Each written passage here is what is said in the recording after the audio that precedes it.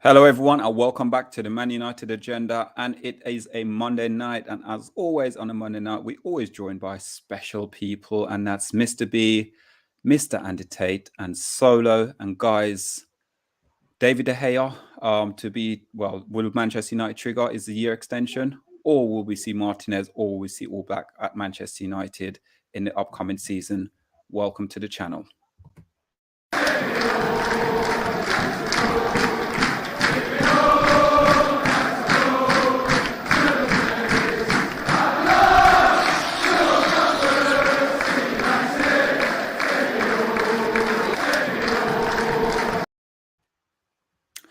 Hello, everyone. That's very interesting backstage because none of the music actually played. It just came straight on. But guys, we are live. It is Monday night. Yes, we are live. It is Monday night, Mr. B. No, the music did play.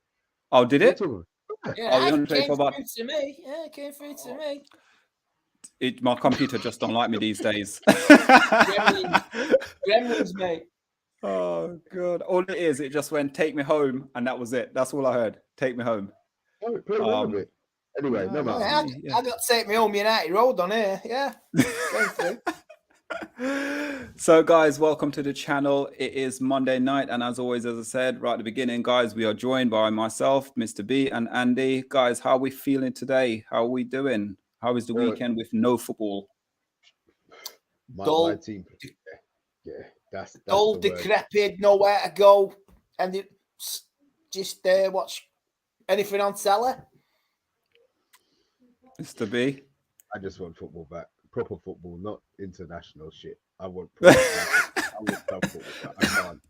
I can't. These breaks are too much for me, man. Yeah. You know what, though? Like you guys saying, it's hard because even like doing the shows and things like that, thinking of stuff to talk about, looking at things that will interest the viewers to come on, very difficult, very hard because the next game Man United play is the derby game, and that's one game I'm looking forward to. But that's only a few days away. That's only a Sunday, so it's the week. Just need to go quicker and quicker for us to get our like smiley face back on to watch our team and watch a transition of Ten Hag. That's all we need to do. Yeah, well, it starts tomorrow, doesn't it? It'll start Derby week does not start tonight. It starts tomorrow morning when you wake up. When you into Manchester, kids in school, bit moaning with each other. United City, that all through the workplaces. So yeah, it all starts tomorrow. And it started tonight, actually, for us on here. Oh yeah, it started tonight. Yeah. Yeah, we're starting the trouble. We're the troublemakers. We're starting everything off. So a few people in the chat, big up to Matthew Bassett, big up. TalkMU is in the building as well. My guy Bobby, give us his little love heart. He's an Arsenal fan. Blue Moon Ian, I can't wait for the derby. Man City fan in the building. Football United TV is here as well. Big up peeps. What was Ian saying? De Gea is negotiating new contract. And handling the PR about as well as he handles crosses. Yeah. Well, is that going to be like a bit like the Joshua thingy fight where Joshua apparently said his lawyer's dealing with something, and now all of a sudden the fight's off? That's the most. They'll fight. They're just. Don't get it. Let's put it one way. David De Gea's PR is better than Harry Maguire's PR. Let's just go with that. Because Maguire's PR is on another planet. And De Gea has a little bit of knowledge. Yeah. And Football United TV here is saying Ten Hag can bring a Cheesy King Eric. Well, yep. Guys, I call him. Yeah. Yep, I'll take Eric back. Favorite channel. Big up. We're gonna HGH. Was it H Gamer? We'll just make it there rather than pronounce his whole name. Stuart's in the building. Stuart Marshall, yeah. Bring on the birdies. Judy's such a good ball carer. I would love to sign him. Yep. Again, he'd be a brilliant signing as well. I think we've missed that one. I think the boat sailed on that one. Yeah, I think it has. I think he'd probably end up at City, to be honest with you. Just make City even better and bigger. But guys, we're here now, guys. 9 in the chat. If you're new to the channel, give us a like, share, and subscribe. And big up Bath Time as well in the chat. Big up every single person in the chat as well. And also Football versus Cancer. Big up as well. I know you are doing a streaming right now. But guys, we are going to kickstart now and talk about this David De Gea situation at Manchester United. And with David De Gea, he's on quite a lot of money at Manchester United at the moment. Andy, we're going to come to you first because obviously you go to Man United a lot more than what we do. You see a lot more than what we see. Is he worthy of a new contract, or should United just trigger the contract now for an extra year, or we just call it quits and get someone new in? I think for his loyal service, I think he's a 50-50. Maybe does he deserve a new contract? Yes and no. But if he wants to stay here, I take a reduction because I think if we do get a new keeper, I think we'll have a new keeper next year. You got to have strength in depth because like Liverpool's got two great keepers. I'm sure Chelsea, City's got great keepers. You're gonna need a strong squad and angling for every game playing. So I would keep him from time to time because he's how old is he? 33, 34 now. 31 De Gea. 31. I thought he was a bit older than that. I mean, he's coming up for a testimonial year as well, and I would keep him. I would keep him within the squad. He'll play games. He'll play league matches. He'll play cup games, and I think we will get a new goalkeeper. Who that is, I don't know. Don't want it being Dean Henderson, but maybe Depravka. May fool us all, who knows? But I think we will get a new goalie. But I think you might have to take a pay cut if you want to be part of this new team spirit. I'm sure he's learning, he's enjoying it now. So he's like, yeah, I want to hang around.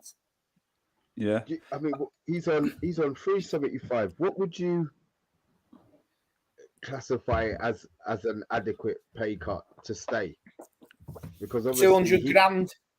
Do you reckon he'll lose 175 grand? Drop it. But Mr. B, you say that, yeah. But which other club will go and pay that money though, that much in wages for him? Yeah, but he can just sit down and then go on a free. I mean, no, but if he's on a free, who's going to give him that money?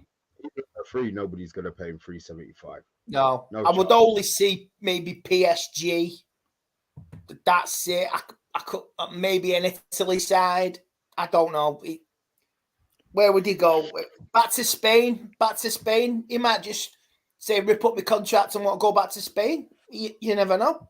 Because Atletico's his love as well, isn't it? So go back home. But swap. 2-3 swaps. Ablak for one goes one way and De Gea comes the other way. That's a good deal. It's possible. I mean, swaps. We need a good goalkeeper, and like you say, whoever gets him will get an experienced keeper, and it will benefit that club, whoever he signs for, because he's still in one of the top 5 in Europe, top 6. Maybe not the number 1 or 2, but he's one of the best 5 or 6 in Europe. He's a great shot stopper. All right, every goalkeeper makes mistakes. He's not very good on coming for crosses and all that, distributing from the back. But yeah, you still got that. It would boost any squad at all. It would be an asset to him. Yeah. And again, you're saying about the swapsy because Allback as well, he's obviously his contract ends as well in the summer. And Mr. B, you said the good quote there, from it doing a swapsy, but the issue you have is Allback is not on as much money as what De Gea is on. So could Atletico Madrid actually physically afford him to go the other direction? He would have to take a pay cut. So in my opinion, I would say if he wants to stay at Man United and be part of what Ten Hag's building, the easiest option would be to take a pay decrease. Because if you look at De Jong as well now, De Jong's going to go do that at Barcelona. Yeah, but they still owe him money. We haven't skanked David De Gea. So, I mean, look, if he takes, I still think he's not going to accept. Not say he's not going to accept. If we don't offer him, we offer him. But mean, I don't even. Yeah, I think about 200. Is he? No goalie should be worth more than 200 grand a week. You got Luke Shaw at thingy that's on a lot of money. Get rid of him as well. To be honest, if that's the case, if they want to be slashing their wage, but it just seems like a lot. It just seems like a lot. It is a lot of money for a goalkeeper, and especially this day and age for it. But I think Ian Blue Moon said something about, obviously, for us, it's about Ed Woodward and his negotiations, and it's almost like someone actually twist his arm and be like, right, you need to give him this much. Granted, he's been what, 3 times or 4 times I played a season. Yeah. About 3 or 4 times. Yeah, but yeah, I mean, you're glad that he got Player of the Year, but goalie shouldn't be getting Player of the Year. I think that just showed how bad the defense was. The fact that those are the titles that he's getting every season, it's embarrassing. Yeah. Again, with this one here, Andy, again, Emma is saying apparently De Gea, he would reduce his salary, his wages, but again, he's adapting to some of the stuff that Ten Hag wants to do. But is he the future? I think he's part of the future, because we'll say the last couple of years, none of these players have been coached right. The mistakes have been made by all parties in that squad. So I think over time he's being coached right now. I mean, it's a solid defense in front of him, bring the best out of him. So yeah, and he's willing to take. I think he's down for it. Yeah, a wage reduction and competition. Look, I'm 31. This is my last contract of my career. I'm sure, like, I mean, goalkeepers can go on to Buffon 37, 38, 40. I mean, it's different. Van der Sar as well. Van der Sar, yeah, keepers can go on till the 40, 41. I mean, like, Ronaldo's a freak, you know what I mean? Zlatan's a freak. Teddy Sheringham was playing till he was 40, 41. So, yeah, goalkeepers, I mean, see, you don't do much running, but they've still got like another 7, 8, 9 years in them. So I think this will be his last big contract at Man United. And I think maybe 3 or 4 years down the line, if we've done well, he'll get his testimonial, be sent on, and he'll go back to somewhere in Europe. I do see him staying on, but fighting for the number 1 jersey. Because I think competition may bring out the best of him now. Yeah. Mr. B, with that as well, as what Andy's saying, competition probably bring the best out of him. You got to think when was it Telles came to United, and look at Luke Shaw. It was like, we're calling Luke Shaw the Brazilian of Manchester United. Yeah. So it's one of those ones where the player, he can see, and with the broadcaster now coming in at Old Trafford, and he's a keeper that's been named, I think, twice for Newcastle player this season as well. And he can play the ball from the back as well. So in training, as what Andy was saying there, he probably can see sort of like he's understanding what Ten Hag wants to adapt his game into that. And you, as goalkeepers, as well, you can do that as well. No, I get that. But is the Bradford actually going to get a chance? I want to see him play. We talk about, obviously there's a reason why Ten Hag specifically chose him, but we still haven't seen him play yet. When is he going to get the opportunity to play? Because all of our games right now are must wins. I know, but I think the Cyprus games coming up, the double header with Cyprus, Cypriot team, I think that will be, and there's there's a League Cup as well coming up as well with Aston Villa before the World Cup. So I think they're the games to fit him in, to see him. Can we have a future with this reserve goalkeeper? And I think he'll play. I think he will play in the Cypriot games. But you say over time, De Gea, he's going to need a rest. He's going to need a rest at some point. Let's say, will he make the Spain squad? If he doesn't, it benefits United, doesn't it? The players who don't make their respective squads, it will benefit United all the way. If Rashford don't make it, Martial, it's only better for us. If Maguire leaves short, tough Tate. So it will only benefit us if our team, I'd say Ronaldo play, you know, Casemiro and all that. But I think, yeah, it will only benefit United if some of these players don't make the World Cup squads respectively. Yeah. And again, I think now with obviously talking about the World Cup squad as well, I think with Gareth Southgate, because I think Gareth Southgate's been very much favoritism to a lot of players around the England camp. One player he's not really sure about is Jadon Sancho. And I'll be happy for him to go to the World Cup, but I just don't want him to go to the World Cup. I don't think he'll go. I think Rashford's got more chance of going than Sancho. If Sancho was going to get called up, I think he would have got called up into this squad. He prefers Grealish. He'll take Grealish. I said, let them sit down. Martial, let all of them sit down, just like Andy Tate said. Let them kick their heels for the 4 weeks, be training with Ten Hag and watching their mates play in the World Cup and have that aggression and that sense of injustice maybe for the second half of the season to prove a point. Let them stay and let them have their rest. Guess what? Haaland's rested. Haaland's got 4 weeks rest. You know, so let's not get it twisted. All of these players who don't. No, they didn't make the World Cup, did they? No. That is amazing. That is amazing. So that will benefit Man City. So a scenario like this, why can't it benefit Man United? Exactly. Yeah. And for me, it's go on, Andy. Sorry, carry on. I think even if Sancho sort of turns on the form between now and the World Cup, I still don't see him being included in the squad because it's what Gareth Southgate is. He knows his players, and I think he'll leave after the World Cup anyway, whatever happens. So we're looking at a new England manager in the future, but yeah, and Bath time saying that he's a coward that refuses to take responsibility. I don't think so, man. I've seen him many make a mistake over the years. After the Brentford game, he came out and said all that as well. It was my fault. It was my fault. So yeah, I don't know what Bath time's coming out with this. Is he sat in the bath typing this up? I tell you, he uses to take every goal you've seen over the years. He's taken responsibility. He's actually held their hands up.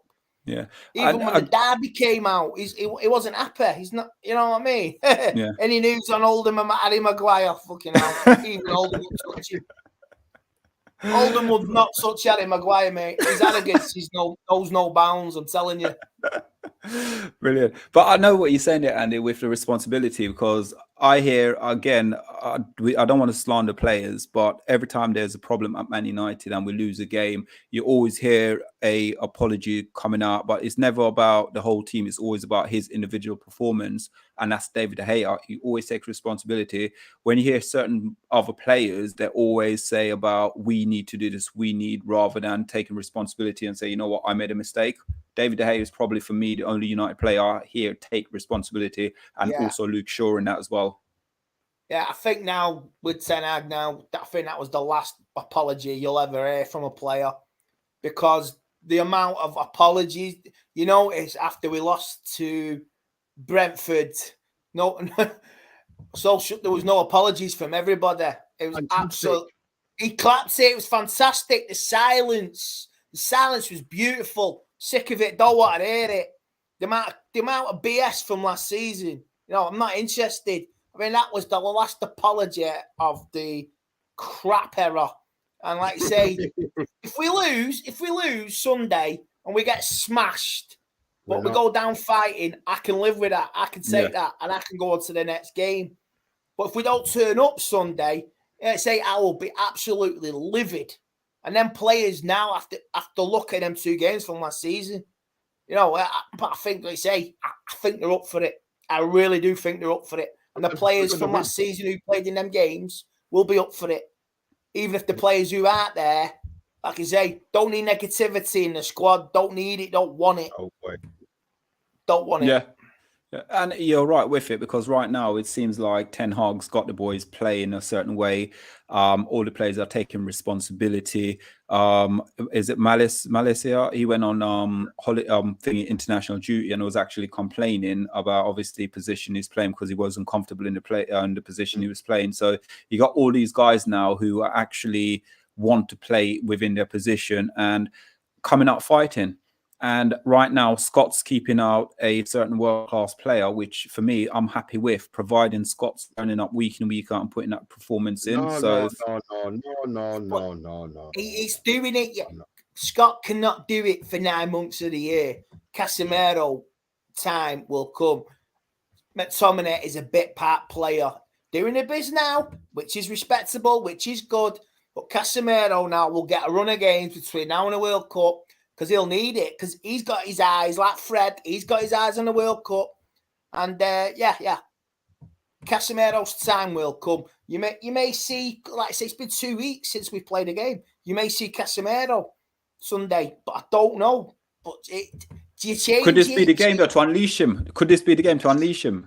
Could be. I'm not because he has played in big matches. He's played in the Madrid derbies. He's played in Champions League finals, semi-finals, La Liga title deciders. So who knows? It could be his game to jumpstart his career. Listen, and I'm all for it. I'm all for it to jump and start his career. Guys, we are going to... I can't see most of the comments, and Mr. B is stuck with most of the comments as well. So we're at loggerheads right now. Who can read the comments and who can't? Bath Time, where are you when we need you to represent? We're both as blind as bats. That's why we've got them flicking down. So pardon if you're thinking that. I'm quite far away. Okay, I think all our players have been lacking development, no matter the age. I agree on that.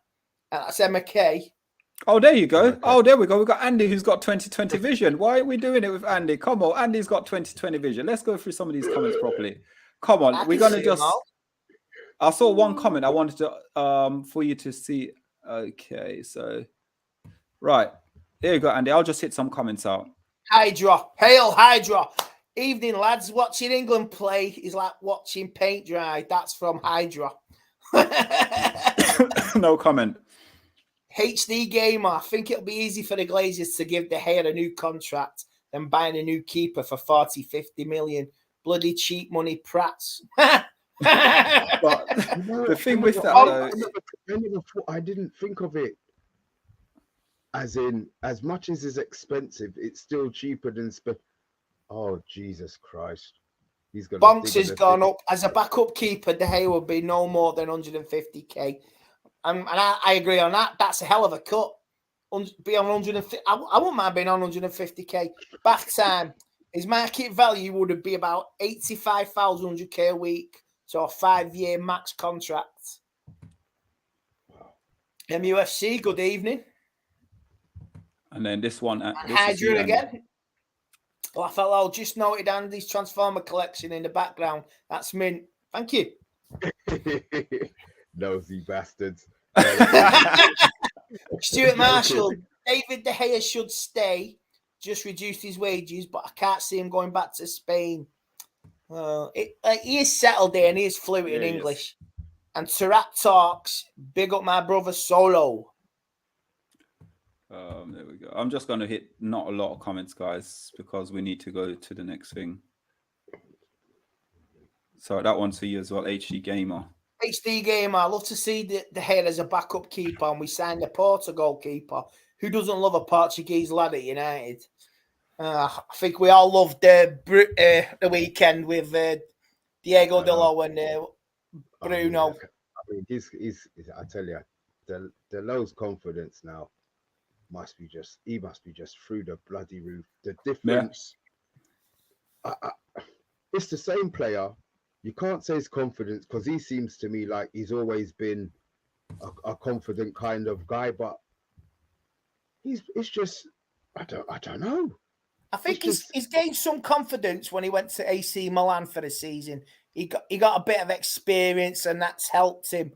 Obviously, with the circumstance he came into last season, everybody was on rock bottom. But I think, let's say, Jose saw something in him, and I think now Ten Hag was willing to work with him, and he prospects as well. So you're seeing it. Look, when it's going good, be humble, enjoy it, because it could come off like that. Just be humble, enjoy it, and keep it going. Okay, and then Gavin Ward. Yeah, it would have been Gavin Ward, it would have been hard not to take responsibility, really, against Brentford. So I agree on that. Casemiro should start Sunday, but I think he'll go with McTominay. That's from Stuart Marshall. Niall Keane, McTominay won Scotland pen against Republic of Ireland. He played well for Scotland the other night. So why can't he play like this for Man United? Well, he's been playing well for the last few games. Yeah. Stuart Marshall again. The low has been class so far and will get better. I tend to agree on that. Okay, guys, 13 in the chat. If you're new to the channel, give us a like, share, and subscribe. And we are on to the next part of it, though. And this guy, when I see his name pop up, I just think goosebumps. Vive la France. Heaven is the Cantona. So, guys, Cantona has come out. I don't know when the actual interview was. Well, Eric Cantona has revealed how he offered to become Manchester United president of football in a bid to turn the fortune around at the club. So, guys, presidents. When we talk about presidents, Andy, isn't it the same thing? The way it's word president. I was saying to Mr. B today, it's the same job that Ranić was going to do. A president, yeah. I mean, what does he actually do? A president of a club? Do you actually do anything? It's just a CEO. Barcelona, have they got a president? Yeah, they do. Yeah, the CEO. Yeah, but it's just another word, isn't it? President. Yeah. I mean, the term president, I only know, like, say, Biden. That's it. Or if you're a fascist dictator from a South American country. You know what I mean? From the 1980s. That's it. Oh, my God. Viva la president. So, Cantona for president. Viva la Cantona, yeah? I could see. Yeah. I would love to see that happen. I really would. But, I know what Mr. B is laughing at. Apparently, Harry Maguire is giving away a penalty or something like that. I am telling you, right? Andy, my friend, he has done a Man United in an England shirt. He gave the ball away to the player. The player did 3 step overs. The time Maguire kicked him. That's what he did. Unbelievable. Oh, my word. And we're 1-0 down. Oh, Arrogance. Arrogance. Absolute look who it is. Andy, as you speak, look who it is. You seen it? Yeah, I'm just looking at it now. Oh, Mondo. Oh, Harry. Come on. Oh, my word. Right, in between us. Was it the one with the England shirt? Yeah. Him. Oh, I've had it. I've slept with this. I've slept with that. All the girls love me. Ladies and gentlemen, Harry Maguire. That is Harry Maguire from the In-Betweeners. Wow. Arrogance is no bound. I've slept with this. I've slept with that. I've had her. I've had a sister. Oh, my God. Harry Maguire is an in-betweener. He really fucking is. What is this guy? Back to Cantona, CEO, guys, CEO of Manchester United to bring back the glory days to Old Trafford. We can do another show tomorrow night about Harry Maguire, but tonight let's do about the king himself, Cantona. Yeah, it was that moment. I apologise. It was just that one moment. Right, it's all right, Andy. I understand the moment. Don't worry, I'll be watching that afterwards. Yeah, I've just seen the 3 seconds. Like, so I can see Mr. B's anguish, so I totally understand and respect his reaction. Because I'm like the same, mate. It's just like when he came on against Arsenal, and there's me wanting prescription drugs. But nice. Yeah, Cantona for president. I think or CEO. Or CEO. CEO. I mean, to be a part of it. I mean, what you don't know what's going on now. Would he be part of if we had new owners? Would he to bridge the gap between the fans? I mean, that would be an immense tactical advantage for whoever takes over. It really would, and it's like it just shows the people at Man United they're not interested in public relations with the fans or winning anything. It's just about making money. I mean, you had if they're clever, they want to make money. If they had any more brains, a winning team, winning things would want to bond with the fans, but they don't. So I hope Cantona is part of this next bit of whoever comes in and takes over. They need a representative to bridge the gap between the fans, and I mean, for Cantona, why not? Yeah, because everybody would relate to it. Yeah, because with that as well, Mr. B, it's almost like what Andy's saying about the fans and bringing the unity within the club.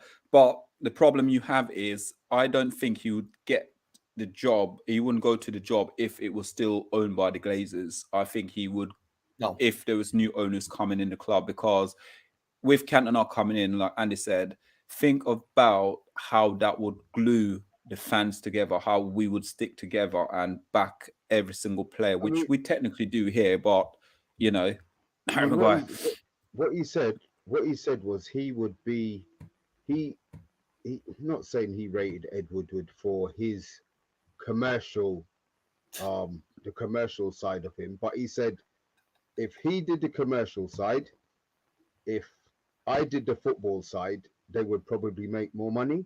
Yeah. My thing with that's great, but what experience would Eric coming in? I understand it would bridge a gap between us, because God bless my son, he's 9. Solo, we were talking earlier on about Eric Cantona, and I said, oh, he doesn't know who he was. And he actually said, yeah, I do. He kicked the fan at Crystal Palace. My son is 9.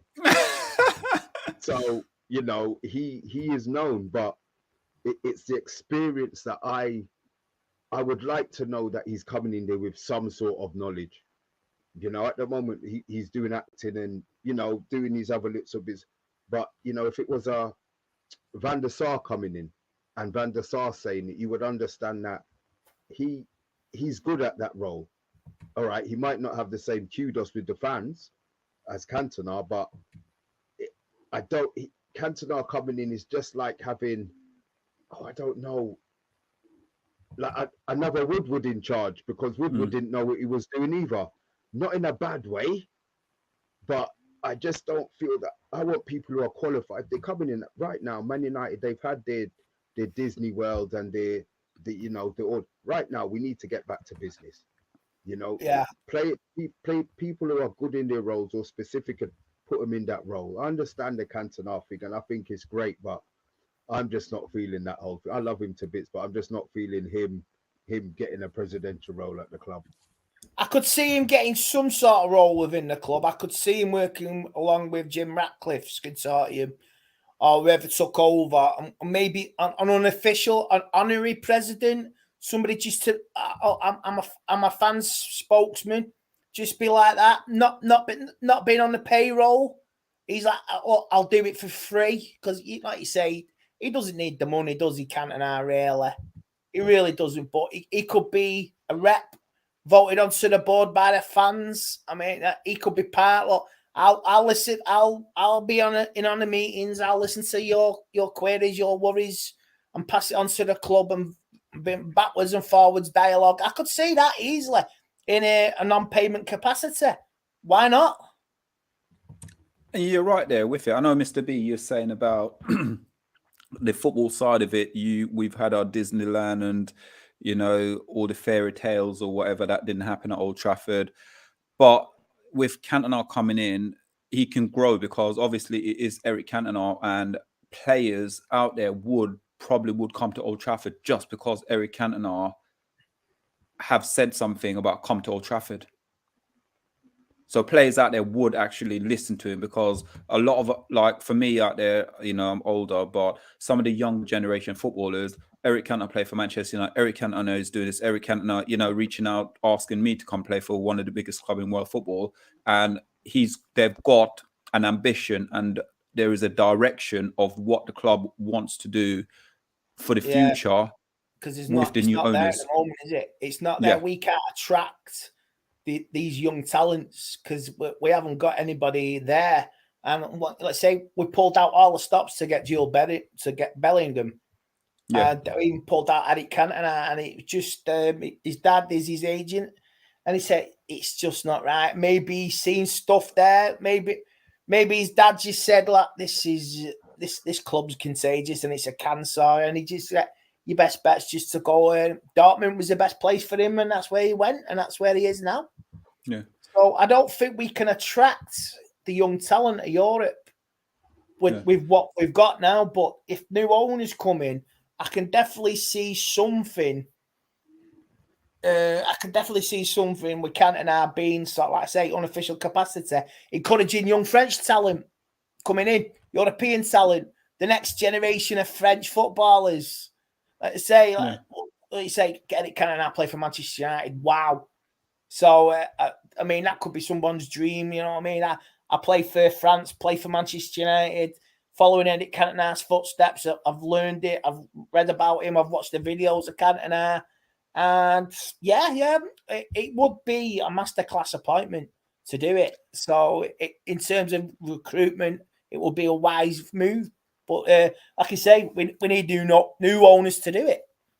Yeah, and with that as well, like what Andy's saying there with it, Mr. B, it's if we could then attract, if Cantona can come in under the new guidance, new ownership, again, he could go on to a non-pay sort of part of the board, which, like Andy said, he doesn't necessarily need the money, but the whole thing of you sitting there as a youngster, talking to Eric Cantona, a guy who went from Leeds United, winning the title in his first season at Leeds United, then going to Manchester United and almost transitionalized Manchester United with the class of '92.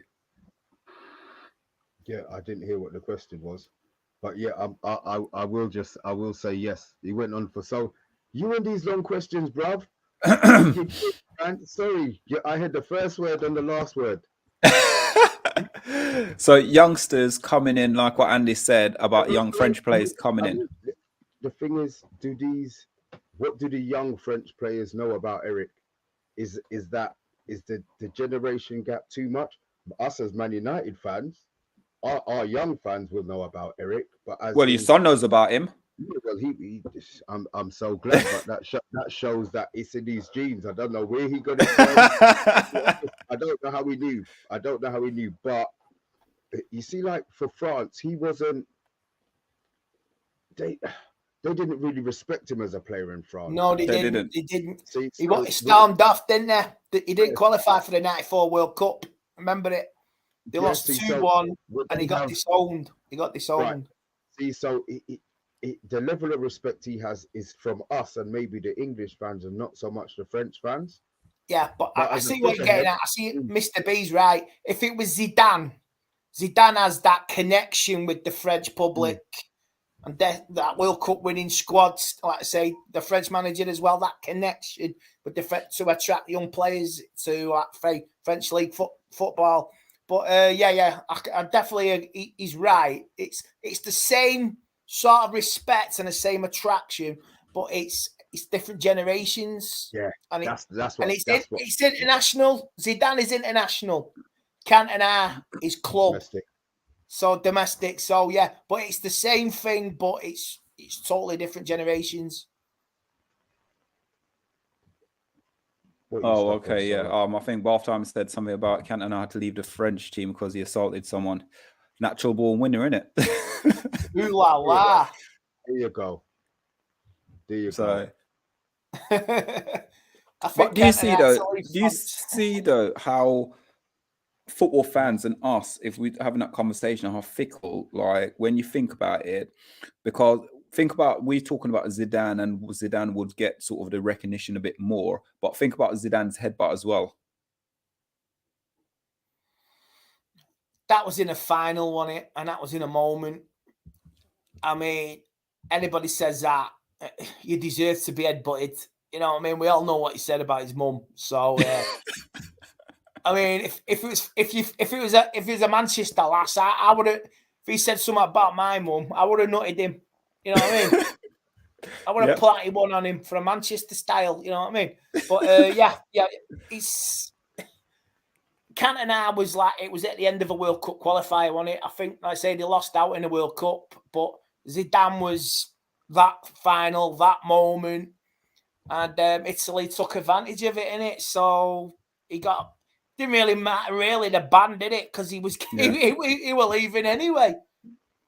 He didn't care. Yeah, exactly. Zidane just went, oh, yeah, whatever, I'm off. You know what I mean? Oh, God. Right, Andy, I'm going to hit some of these little comments here, if you wouldn't mind, please. So I got that one first. Bath time. No owners could possibly trust Eric to go absolutely mental at any one time. He's called out the World Cup in Qatar, quite rightly, but you could have him potentially going after sponsors, etc. Yeah, he called it out, didn't he? Him and a couple of others done it. Yeah. Emma Kay just put Cantona on the speakers at Old Trafford. Oh, that would be good. Cantona would kick Murtog's ass, and that's from HD Gamer.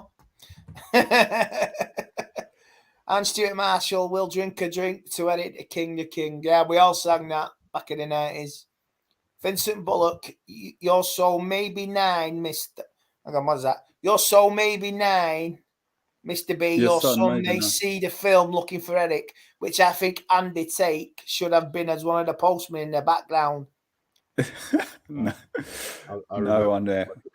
Sorry, Vincent, you lost me. Football United TV should be a fans representative of fan funding for sure. Yeah, we've all agreed on that. And one more from HD Gamer. We need an announcement video of Cantona kicking Joe Glazer all the way to the US. Yeah, and more Bath time. Has Cantona ever spoken on Pogba? I can't answer that. I can't say. HD Games. Cantona scouts the next Cantona. Well, I say you don't know. Emma Kay, we need to build a club up for success, and slowly the youth will come. I agree on that. And the Deutschland have scored again. He's good, yeah. He's good, yeah.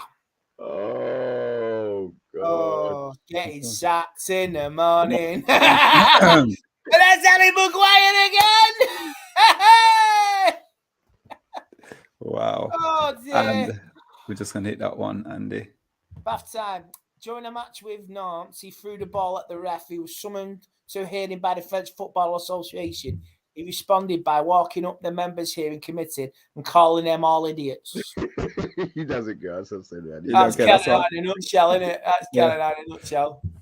But, great goal. That was a great goal. That was a great goal.